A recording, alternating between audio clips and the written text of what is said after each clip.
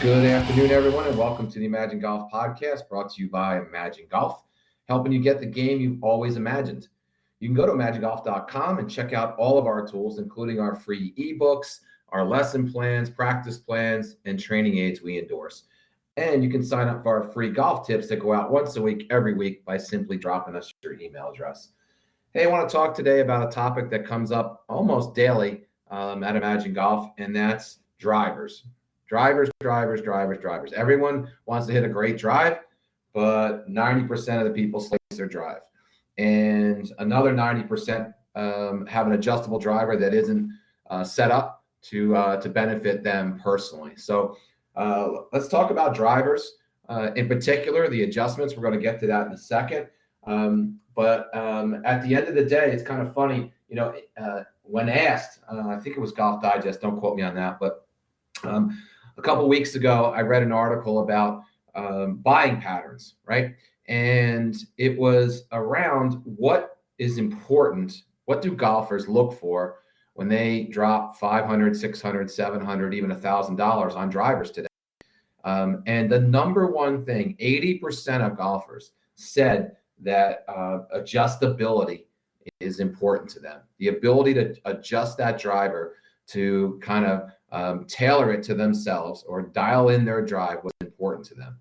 And what's interesting about that, less than 20% of them even try it, right? So you buy a driver, 80% of us say, hey, it's important. You buy it, you spend, the average cost today is just over $500. You spend $500, you get what you want.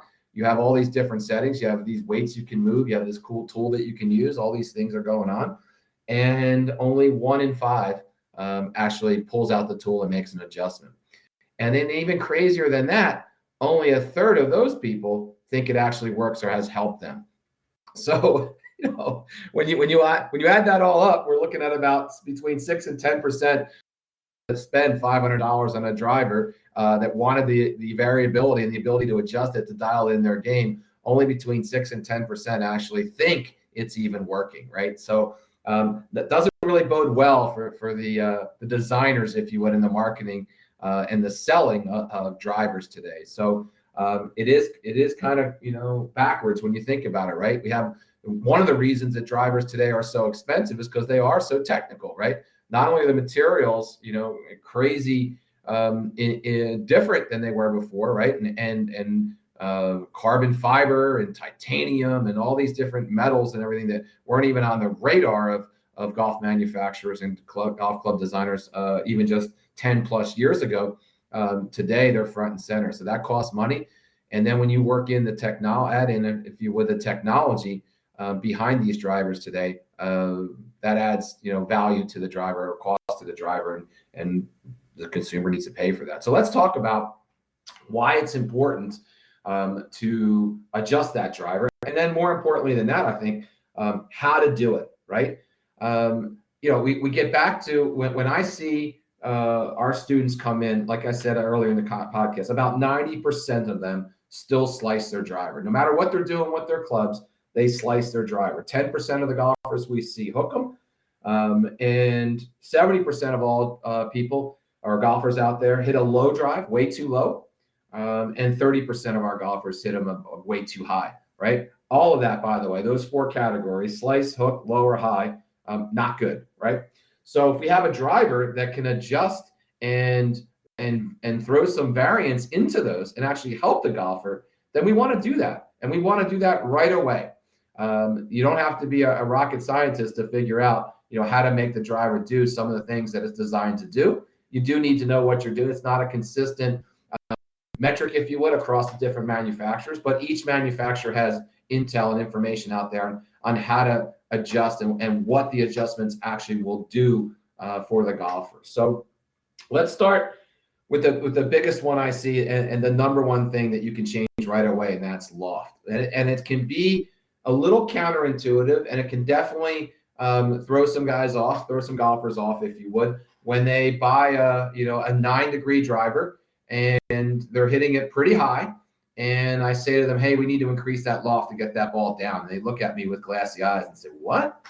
So let's talk about what happens to a driver when you increase loft. All right. first and foremost, the number one thing it does is it closes the club face, right?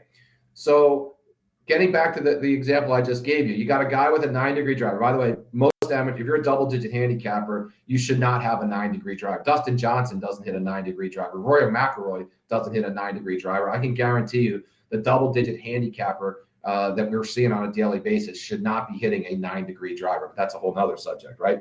But at the end of the day, they're hitting that driver too high. We increase the loft, and before you know it, without changing anything, but moving that loft up by the maximum setting, which is usually 2 degrees. Now it's an 11-degree driver.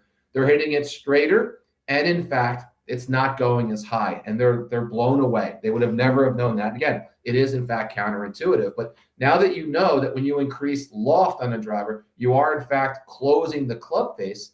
That's brilliant, right? Think of it going the other way, right? The guy that has a 10.5-degree driver, right, and he's hitting it too high, right? And it's still slicing a little bit. Now he puts the loft down by 2 degrees. So now it's a 8.5-degree driver. Or even if it's just one, doesn't matter. You get the point, right?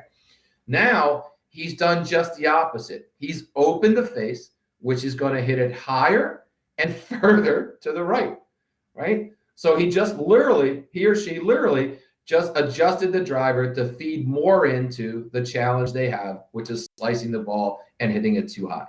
So these are just some of the little things that you got to know and you need to understand with your driver, right?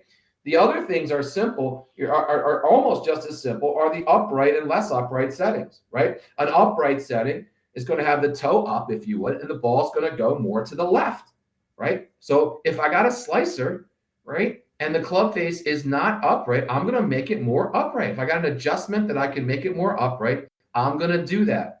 And the opposite is true, right? If I got someone that's hitting to the left, I'm going to make that club less upright, right? It only makes sense. Now the toe's going to be down, right? The center of gravity is going to change. And the ball now is going to have more of a right bias to it. So those are easy, up and down, real simple. You can take out your tool today, get online and figure out, if you don't have the charts, if you don't know what you're doing, if you have a golf pro that you trust, take the driver there and tell them, hey, you know what you learned today and what you're doing, what you're trying to accomplish, and have them adjusted for you, right?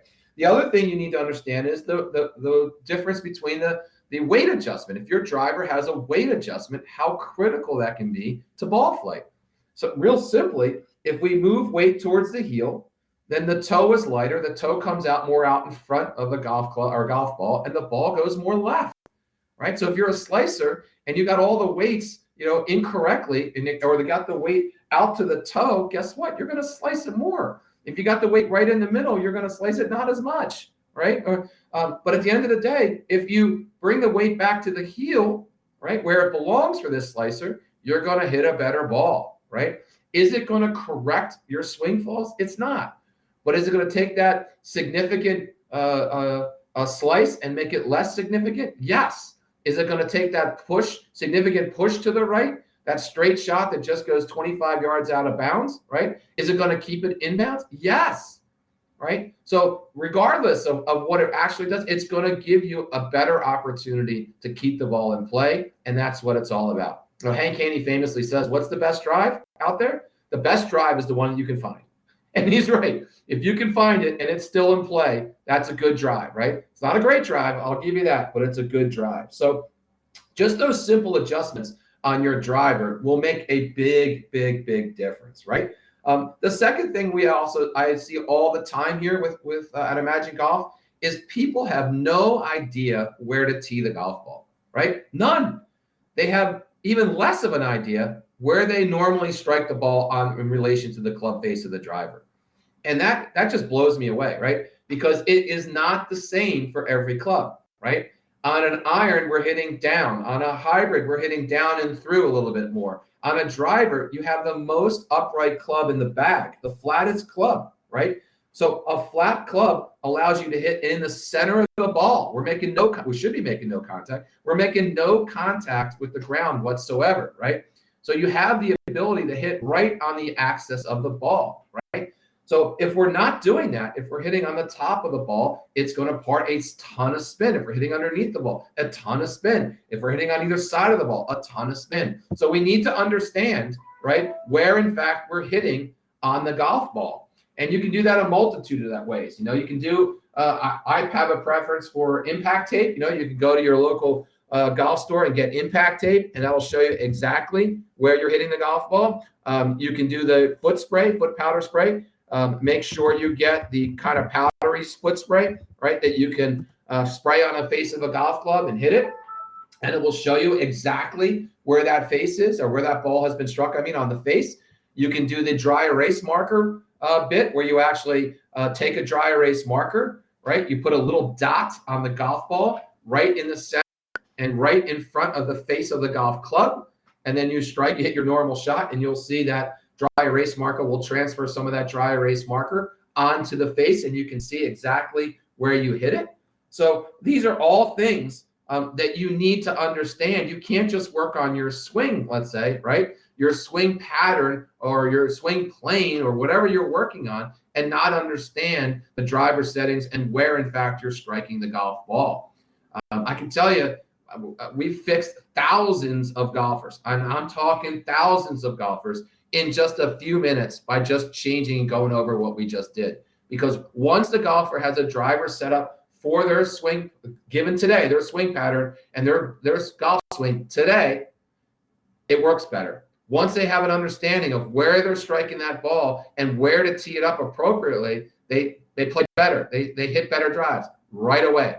So it doesn't take a lot of effort to go through any of these steps that I just walked you through, and it's free. Right? All this stuff is free. All right. That's it. Right. I mean, you're going to spend a ton of money on technology. You got all the variability and adjustability. My God, please use it. All right. One last note on drivers. Right.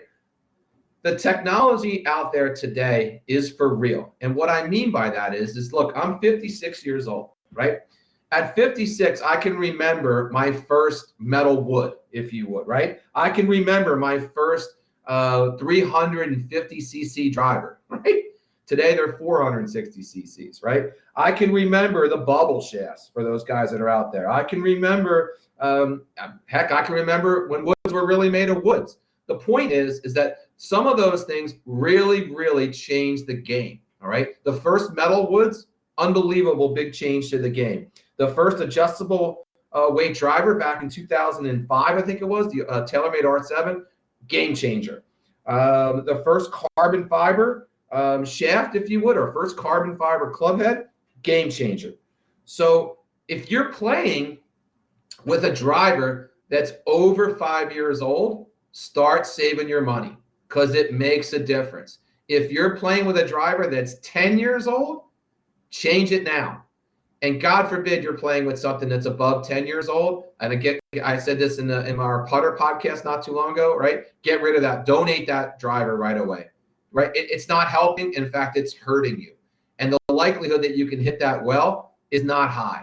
So think about what I just said, right? You got a 10-plus-year-old driver, your irons are 5 years old, and you're complaining you can't get off the tee. Well, of course you can, right? Of course you can. So it's not helping you, right? So it is for real. At least 3 to 5 years, you got to update that driver. I know it's expensive, but so is golf in general. You knew that when you started playing golf, and it will make all the difference in the world. All right, that's it for today's podcast. Thanks for listening. Please hit the follow button on whatever directory or whatever you get your podcast, wherever you're listening on this podcast. We're on Spotify, we're on Apple, we're on Google, we're on iHeartRadio. Actually, we're on every directory out there. If you have any questions, hit us up at imaginegolf.com, and you can always email me or DM me directly at daniel@imaginegolf.com. Have a great day.